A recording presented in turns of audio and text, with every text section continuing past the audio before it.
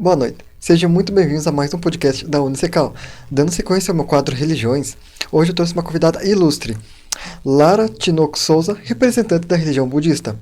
Seja muito bem-vinda, Lara. Muito obrigado, muito prazer, Gabriel. É uma satisfação estar aqui e gostaria muito de aproveitar essa oportunidade para poder falar um pouco sobre o budismo. Para começarmos, você poderia explicar o que é o budismo e como você começou a crer nessa religião? Então, o budismo, ele tem a sua origem na Índia, com Siddhartha Gautama, que a gente conhece como o príncipe, e esse príncipe, ele abdicou de toda a sua riqueza, de toda a posição social que ele tinha, para descobrir a realidade da vida. Então, a pequena historinha que a gente sempre conta, e começou a se perguntar o que era a vida, o porquê da vida. Então, ele saiu num determinado momento e encontrou uma criança, um recém-nascido. Num outro dia, em um passeio, ele encontrou uma pessoa doente. E no outro dia, em outro passeio, ele encontrou uma pessoa, o sepultamento de uma pessoa. Então, ele começou a se perguntar quais eram realmente as questões da vida. Então, ele abdicando dessa posição de ser príncipe, ele passou a buscar essas respostas. E foi aí que ele atingiu, né? Ele, por muito tempo, meditou, fez todas as práticas que existiam na época, como dos celtas. Então, ele, com essa prática que existia na época, ele alcançou a iluminação, o entendimento real do que seria um ser humano. E a partir daí foi que ele começou a propagar o budismo, a forma como ele atingiu a iluminação para outras pessoas. Então, uma questão que a gente tem é que budismo se refere a Buda. Muitos falam do Budinha, gordinho, que passa a mão na barriga, que põe a moedinha, né? E, na verdade, Buda significa iluminação. Iluminação no sentido de sabedoria, no sentido de equilíbrio, no sentido de conduzir melhor a vida. Então, o Sakyamuni, ele busca isso, desde quando ele atinge a iluminação, embaixo de uma árvore chamada Bodhi, que existe até hoje, inclusive, essa árvore na Índia. Ele passou a propagar, através de parábolas, o seu conhecimento, aquilo que ele atingiu, para que as pessoas pudessem também atingir. Então, o primeiro ponto que a gente vê no budismo é a questão do humanismo, a questão de ter o ser humano como o centro de tudo, como o centro mais importante da vida. Por quê? Porque o ser humano pensa, o ser humano ele tem uma condução, ele tem escolhas. Então, nesse sentido, que o Sakyamuni dá tanto valor à vida como um todo e principalmente ao próprio ser humano, né? Então, o Sakyamuni faleceu, esse budismo ele se perdeu na Índia, e aí, na China, grandes mestres da época, dentre eles o Tiantai, o Dengyo, Miaoli, eles recopilaram todas essas parábolas, todos esses ensinamentos do Buda Sakyamuni, em volumes, chamado Makashikan. Então, na China, eles fizeram esse recopilamento de todo o ensinamento e começou a propagação do budismo também na China. Da China, esse budismo foi propagado e expandido para o Japão. E no Japão, surgiu uma pessoa que resolveu reunir e entender o conhecimento do Nichiren do Sakyamuni. Então, ele passou a estudar todo o ensinamento anterior, tanto compilado pelo Dengyo quanto do próprio Sakyamuni, e descobriu, entendeu que o principal sutra que o Sakyamuni quis nos deixar para nós, dessa época agora, chama-se Sutra de Lótus. Então, a partir daí, no Japão, Nichiren Daishonin passou a propagar o budismo do Sutra de Lótus, no sentido de fazer reviver também o budismo do Sakyamuni, né? Então, esse é um pouquinho da história, do percurso que fez o o budismo como um todo. Entendo. E como que você começou na religião? Porque eu imagino que não é uma religião assim muito famosa aqui na cidade, por exemplo, e especialmente em países onde o cristianismo domina mais. Então, como que você conheceu e acabou frequentando essa religião? Bom, eu conheci o budismo aos 13 anos, né? E pratico esse budismo há 39 anos. Então, eu conheci o budismo em Fortaleza, no Ceará, e através da minha mãe. E de lá para cá, eu morei no Maranhão, eu morei em Foz do Iguaçu, e hoje morei em Curitiba, e hoje eu moro em Ponta Grossa. Então, esse percurso todo dos 13 anos para cá sempre foi na prática do budismo, né? E o budismo ele não é propagado, principalmente o budismo de Nichiren Daishonin, agora que está tendo uma expansão maior com as mídias sociais, né? Então, muitas pessoas têm buscado o budismo, mas antes não tinha mesmo e não tem mesmo essa divulgação ampla. Por quê? Porque o budismo, desde a época de Sakyamuni, ele sempre foi propagado de pessoa para pessoa. Por quê? Porque o objetivo sempre foi tocar o coração de cada um. E para tocar o coração de cada um, a gente tem que estar bem pertinho. Então, por isso que o budismo também não tem essa amplitude tão grande. Entendo. E para começar, até uma dúvida que eu tenho, que eu sempre vejo muita representação de Buda em muitas mídias, mas quem seria Buda? Como que ele se tornou esse ser a ser idolatrado? Quem seria ele? Então, esse Buda que se identifica, na verdade, é um título honorífico que se dá às pessoas que atingem a iluminação, a sabedoria completa. A gente chama, no budismo, não existe o Buda em si, existe o estado de Buda. Então, nós, seres humanos, nós temos vários estados de vida, que vai desde o estado de inferno. A gente não tem o inferno como no mundo cristão, né? Como algo fora de si, mas o nosso estado de inferno é o estado de total sofrimento, né? Até o estado de Buda, que é o 10º estado, que é o da iluminação, que é do entendimento completo do quem eu sou, por que eu vivo, qual que é a minha real missão. Então, o Buda em si, ele foi personificado por uma idolatria lá na Índia. Por quê? Porque o próprio hinduísmo, se a gente for ver, porque budismo, a primeira religião do mundo foi o hinduísmo, depois foi o budismo. Então, o hinduísmo, ele tem essa mistificação de muitos símbolos, se a gente for analisar, estudar. E o budismo por si, na época, eles começaram também através desse simbolismo. Como eu te falei anteriormente, o budismo no seu início, ele foi propagado por parábolas e aí tinha muito a incidência da Índia. Então, por isso que a gente tem esse conhecimento de que Buda é algo idolatrado, uma imagem e tudo mais. Mais por conta mesmo da simbologia da época do Sakyamuni do que mesmo pela religião, né? Pelo ensinamento em si. Porque Buda é iluminação, é um estado de vida realmente que eu posso atingir, você pode atingir, todos podem atingir. E esse é o objetivo do budismo, que a gente sempre atinja o nosso melhor. Entendo. E já puxando duas perguntas aqui, aproveitando, a representação então de Buda estaria errado quando o pessoal representa de diversas mídias, como um ser com sua iluminação, aquele Buda que você tem que idolatrar. E você falou da questão da iluminação. Como que você atinge a iluminação? Como que a pessoa chega a esse nível? Tá. Então, primeiro, respondendo a primeira pergunta, ainda dentro da idolatria. Eu não falei sobre isso.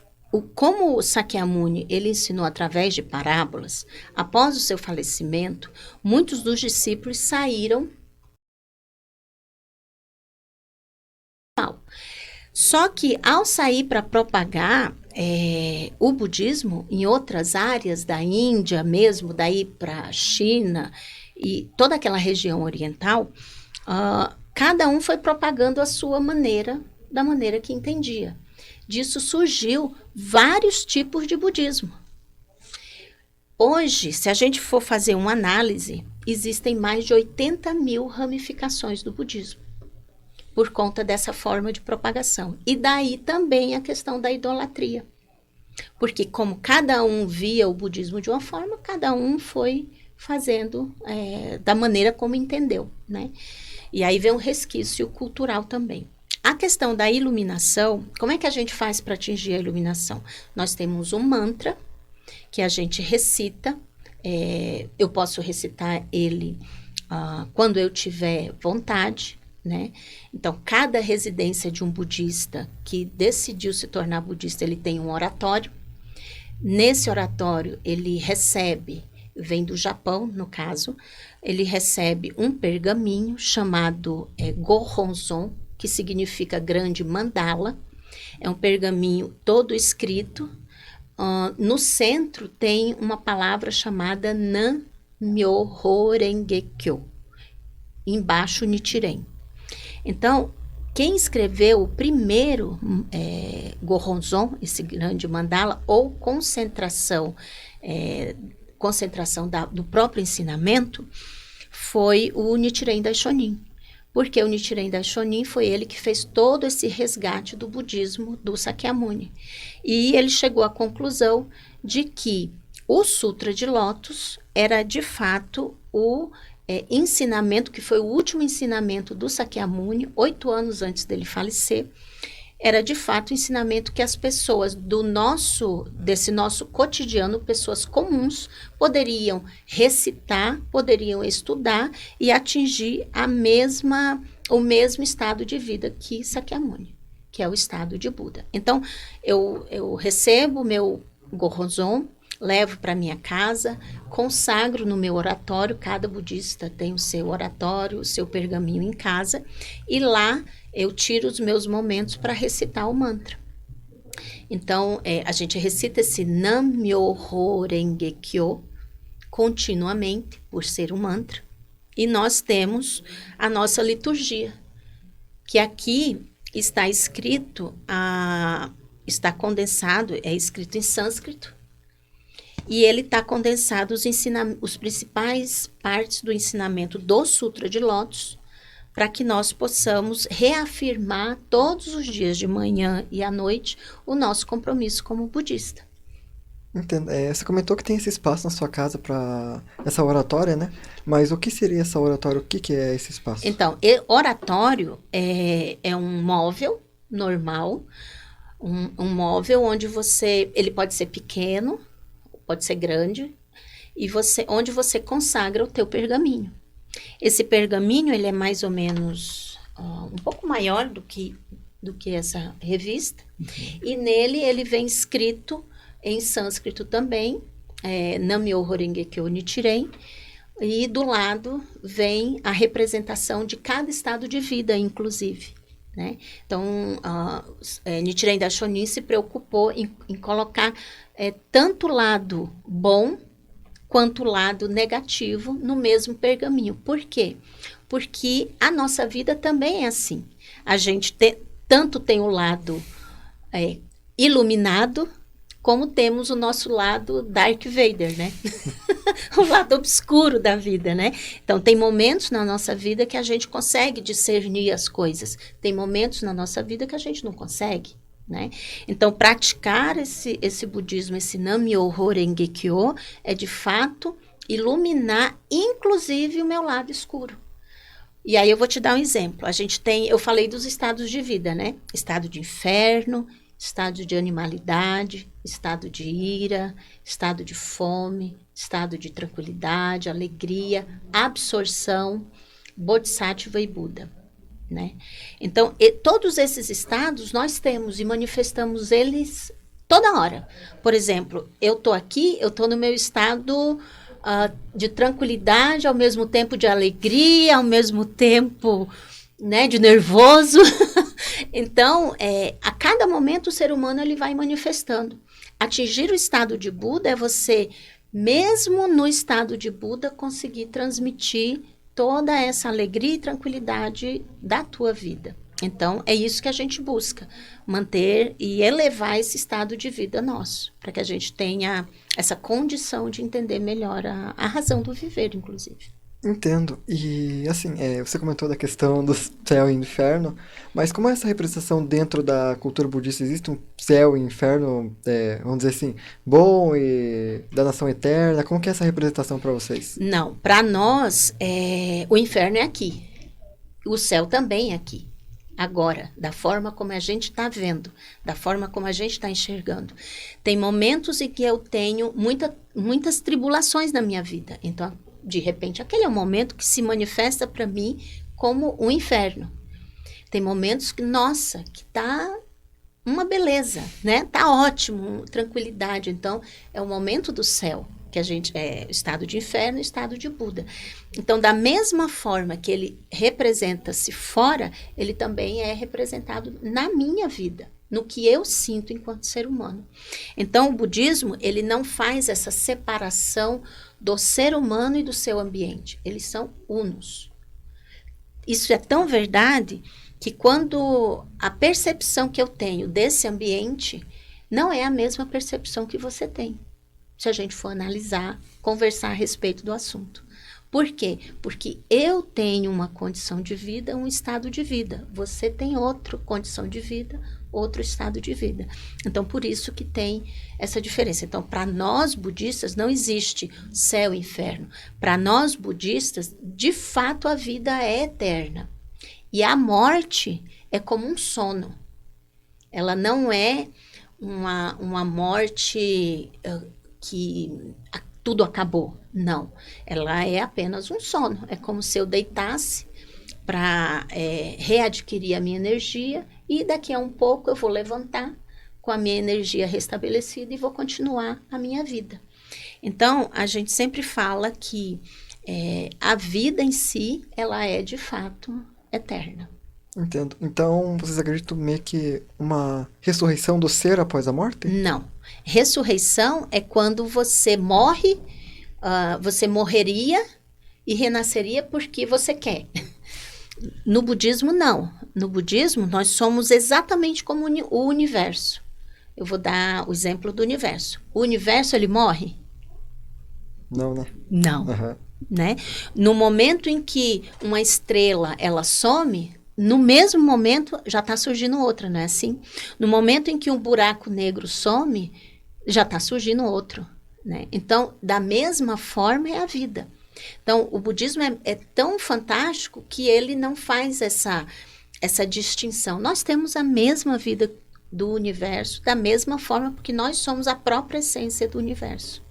Entendo. E uma coisa que no Brasil é que o Brasil é um país diversificado com várias religiões. Muitas vezes acaba tendo um conflito entre ideologias, religiões. Em algum momento você já sofreu por conta de seguir o budismo ou conhece alguém do seu ciclo, tanto familiar como amigo, que possa ter sofrido vamos dizer assim, uma perseguição por conta da sua crença? Ocorre, mas assim, de forma muito, digamos, velada, né? As pessoas têm um certo preconceito, eu já sofri preconceito, mas, na verdade, aos poucos as pessoas vão descobrindo que ser budista, na verdade, não bate, não tem um embate com o outro, porque nós não temos a pretensão de ser melhor do que ninguém.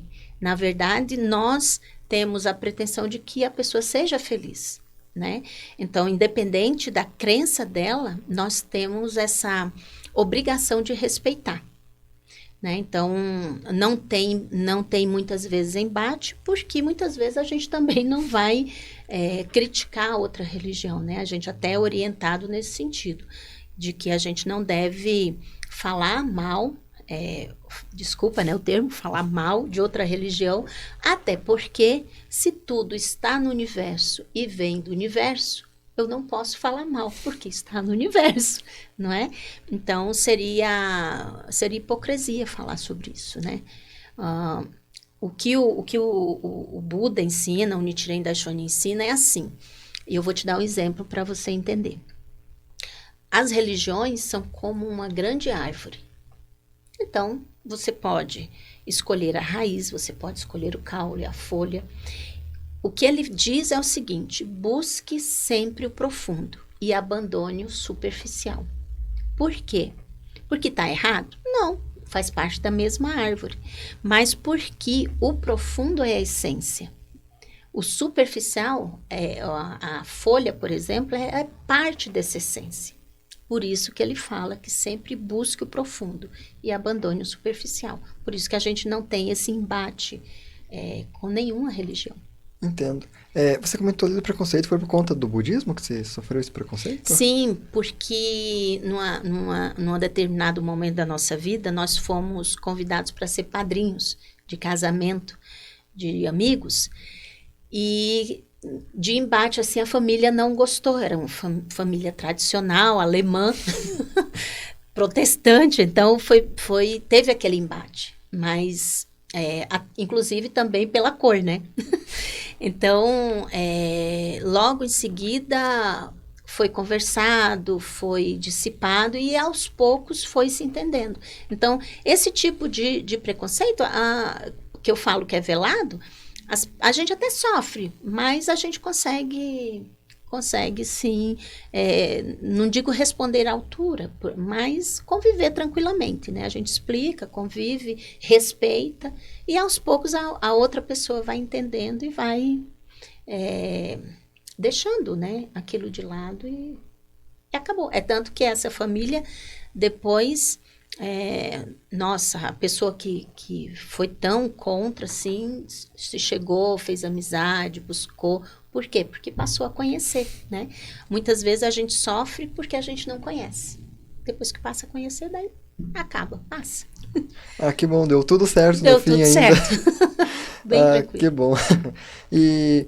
puxando um pouco o gancho disso ainda, como que foi para você sofrer o preconceito por conta da sua crença? Você conseguiu lidar com isso? Você precisou ter apoio das pessoas da religião para lidar com isso? Como que foi esse momento emocional para você? Não, eu sempre lidei muito bem com isso, porque a gente até aprende dentro do budismo que qualquer dificuldade que se tenha é uma oportunidade para você crescer como ser humano. Esse é, de fato, o entendimento do budismo frente a qualquer dificuldade. Então, a gente não encara a dificuldade como um problema. A gente encara a dificuldade como uma oportunidade, inclusive, para se atingir esse estado de Buda. Então, se eu sofro preconceito, ou se eu sofro algum embate, eu mesma consigo... resolver isso, consigo achar o caminho disso, né? Então, nas oportunidades que eu tive de sofrer, ou mesmo ver, ou mesmo estar junto, sempre eu tive esse entendimento. Não, se é uma oportunidade, então vamos respirar, entender o que o outro está falando para poder realmente saber o que fazer a partir de então. Entendo. Chegou uma pergunta aqui para você, eu vou fazer ela aqui. A pergunta seria sobre a questão da vestimenta da religião budista. Por exemplo, na religião evangélica e adventista, são vestidos longos e homens usam ternos. Na religião budista, como que é essa questão da vestimenta? Então, como a gente está tratando do budismo, do Sutra de Lótus, e anteriormente eu falei que tem vários tipos de budismo, né? São 80.000.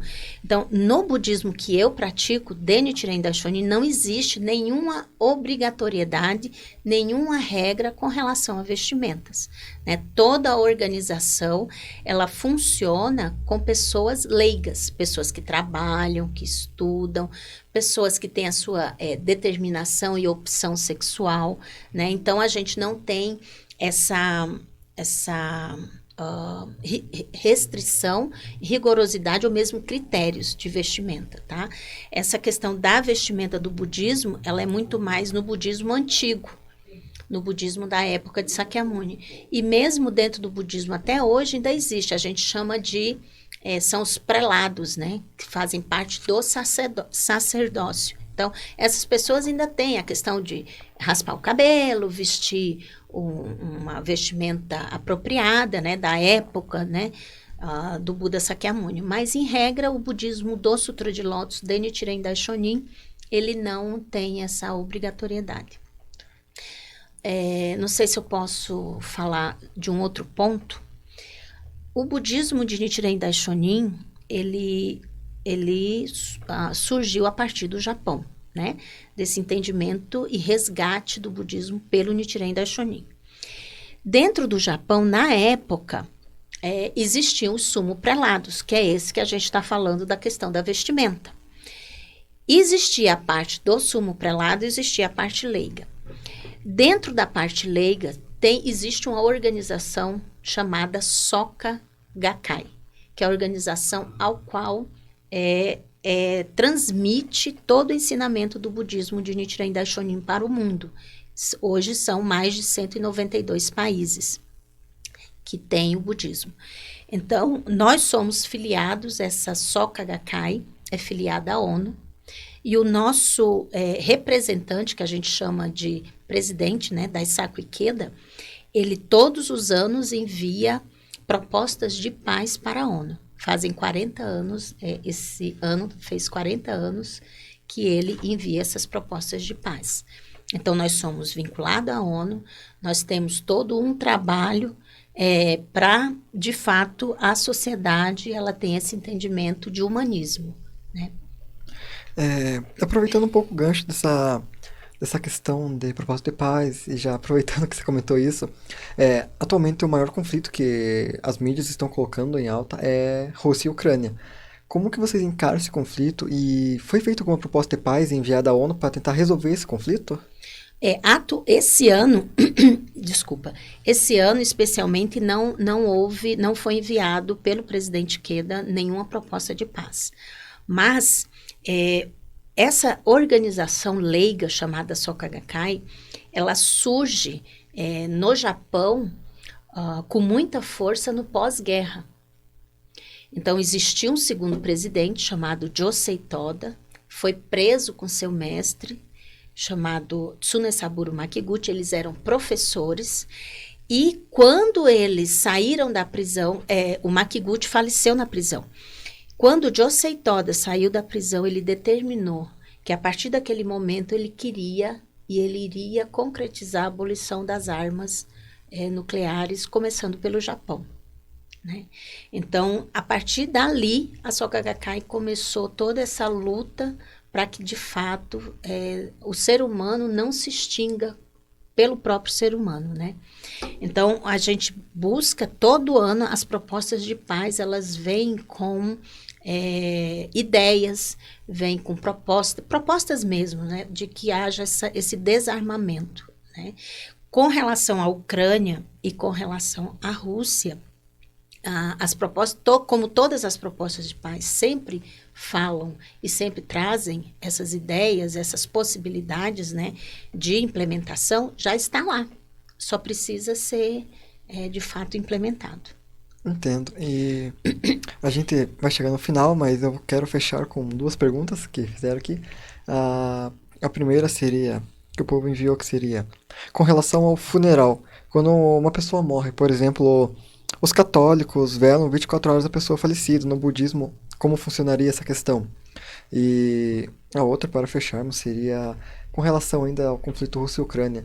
Tem alguma proposta preparada, como você comentou ali, tem alguma ideia já preparada? Se tivesse, poderia falar qual seria ou qual seriam elas? E se caso não tiver, por que não tem? Vocês estão preparando alguma coisa? Vão enviar, não vão? Como que seria essa questão? Bom, eu vou começar de trás para frente, porque senão eu vou esquecer. Ok. Então tá, com relação à proposta de paz, como todos os anos, nesses últimos 40 anos, foram enviadas propostas de paz, o presidente Daisaku Ikeda, ele sempre tomou muito cuidado em todas as suas propostas de paz, divulgar e implementar em assembleias na ONU, né? Então, elas são faladas, elas são discutidas. Todos os anos elas são assim. Existe uma universidade nos Estados Unidos que estuda essas propostas de paz. Então, o que está faltando? O que está faltando é que, de fato, se tenha pessoas que possam começar a implementar aquilo que já está proposto, que já existe, certo? Então, existe essa proposta, essas propostas, como, por exemplo, que seja retirado, que seja, eu não vou lembrar do termo agora, mas que as armas nucleares, elas sejam colocadas em desuso. né? Que não tenha-se mais a possibilidade de utilizar as armas nucleares. Seria o primeiro passo para a não extinção da humanidade. Esse seria o primeiro passo. Um outro passo, uma outra proposta que existe é a questão do diálogo. O budismo, ele preza muito pelo diálogo. Então, que as pessoas possam sentar e dialogar seriamente como seres humanos e não como pessoas que buscam ser melhores do que o outro, ou nações que buscam ser melhores do que a outra, né? Então, essa também é uma outra proposta. E tem várias outras, né? Bom, respondendo a primeira pergunta tua, que foi... Com relação a quando alguém morre. Ah, tá, o funeral. Isso. Então, o funeral, ele funciona assim, a pessoa falece, dentro da organização a gente tem grupos, um deles chama-se Gajokai e Cerejeira, que um é dos rapazes e o outro é das moças, das não casadas, né, das moças. Então, esse grupo se desloca até o local, prepara o local para a chegada da pessoa falecida. É consagrado esse pergaminho que eu lhe falei no início, né, num oratório que já tem preparado para essas cerimônias, leva-se, coloca-se lá, a pessoa vem para ser velada, e ali a gente faz as nossas orações. A gente faz oração quando o corpo do falecido chega, e fazemos as nossas orações antes do horário do fechamento do caixão para o sepultamento, né? Então, tem oportunidades em que se ora bastante, se faz bastante a recitação do mantra, mas fica muito de acordo com o desejo da família, né? Então, é velado, sim, pelo período comum e costumeiro nosso, brasileiro, né? Que é 24 horas. Depende também, hoje em dia, de como a pessoa faleceu, né? Às vezes a pessoa fica 12 horas, às vezes 24, então depende. Entendi, tudo é uma adaptação ali. Exatamente. Ah, sim. O budismo mesmo, a Soka Gakkai, né? Eu não sei se eu falei do termo, Soka Gakkai significa criação de valores. Então, o budismo não busca você ser igual a mim. O budismo busca que a tua diferença vai complementar a minha diferença. Então, são os diferentes que compõem a beleza da própria vida. Então, a gente não busca isolar o outro ou denegrir o outro, a gente busca a soma do indivíduo. Por isso que a gente se adapta, né? Em qualquer cultura, a gente está sempre se adaptando à realidade dessa cultura. Entendi, um ponto bem interessante, um aspecto bem legal da religião e da cultura de vocês. E como eu comentei, a gente tá chegando ao final do podcast, foi rápido, eu queria conversar mais, mas eu gostaria de saber se você poderia finalizar aqui com a gente com uma oração, um mantra, algo relacionado à sua religião para passar isso para mim, para o pessoal da equipe, para todos que estão nos acompanhando. Então, tem como fazer? Claro, claro. Olha só, como eu falei no início, a gente recita esse sutra de manhã e à noite. Ele é escrito em sânscrito. Então, em qualquer lugar do mundo que você vai encontrar um membro budista, e esse membro budista, ele vai orar, ele vai rezar, igual a você. Então, você já vai ser um membro daquela família, já vai ter um ponto comum. Nós, da Soka Gakkai, temos diretrizes eternas da nossa vida. Nessas diretrizes consta o seguinte, que é prática da fé. A gente não tem uma fé solta, é outro ponto legal de se falar que não deu para falar. Então, prática da fé para criar harmonia familiar, prática da fé para conquistar a felicidade, prática da fé para vencer as dificuldades, prática da fé para manter a boa saúde e obter a longevidade, prática da fé para alcançar a vitória infalível. Esses são os nossos principais objetivos. Então, eu vou recitar, são 2, a gente recita o mantra e recita o Sutra de Lótus, parte do Sutra de Lótus. Então, claro, eu não vou recitar tudo por causa do tempo, mas eu vou iniciar. Esse é seu. Aqui, obrigado. E esse é meu. Uhum. E nós temos, a gente, aqui na nossa cultura, a gente chama de rosário. A gente chama de juzo. O juzo, ele é a representação do nosso próprio corpo, né? Se a gente observar aqui as pernas, a cabeça e aqui são os braços e o corpo. Aqui tem 108 contas e tem 4 menores, que representam pessoas que atingiram a iluminação também e que divulgaram o budismo para que a humanidade pudesse atingir a iluminação, né? Então, a gente vira e faz assim. Quando a gente vira, é o nosso umbigo. Então, é a nossa divisão. Então, a gente pega o sutra e aí você pode me acompanhar. É bem fácil. Então, a gente recita primeiro o mantra. Nam-myoho Renge Kyo, Nam-myoho Renge Kyo, Nam-myoho Renge Kyo. E depois a gente inicia a leitura. Myoho Renge Kyo Benpon Daini Niji Se Sonjo Samayan Joniki Go Shari Hotsu Shobu Chie Jinjin Muryo Go Chie Mo Nange Nanyu Isai Shomo Hyakushi Butsu. E assim segue, né? Tem tradução, tá? Então, tudo que a gente lê aqui tem tradução, tem o porquê, tem uma explicação. Então, como eu estava te falando, a gente tem os periódicos, né? A revista, nós temos o jornal.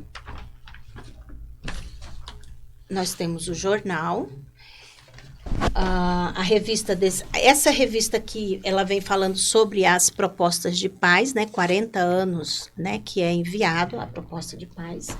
Essa revista que é desse mês, ela vem falando, ó, sem medo de ser feliz. Opa, pra cá. Sem medo de ser feliz, né? Essas são publicações para os membros. E aqui, a gente brinca que é a nossa Bíblia, né? Não é só os católicos que tem. Aqui estão a compilação de algumas das cartas do Nichiren Daishonin. São vários volumes. Em português, nós temos traduzido os 2. Ao contrário do cristianismo, essas cartas elas foram escritas de próprio punho pelo Buda. Não foi ninguém falando para alguém, mas sim foi escrito pelo Nichiren Daishonin, né? Elas estão no Japão, né? Estão lá guardadinha.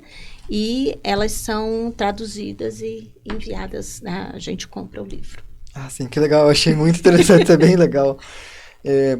Eu gostaria de agradecer a sua presença aqui hoje. Eu que agradeço pela oportunidade. Muito obrigada. Disponibilizar esse tempo da sua agenda, que é bem apertada, a gente sabe, ali. E estava aqui, contou pra gente sobre a religião budista, mostrou os itens, a sua Bíblia, que eu achei bem legal. Então, eu gostaria de agradecer a sua presença aqui, tirar nossas dúvidas, e, inclusive, recitar um mantra, acredito que foi super legal também. Então, em meu nome, em nome da equipe e de todos que estão acompanhando, muito obrigado por estar aqui. Eu que agradeço. Muito, muito obrigada. Finalizamos mais um podcast da Unicecal. O próximo programa vai ser para finalizar o quadro Religiões. Eu espero vocês no próximo programa. Eu sou Gabriel Cabral e esse foi o podcast da Unicecal.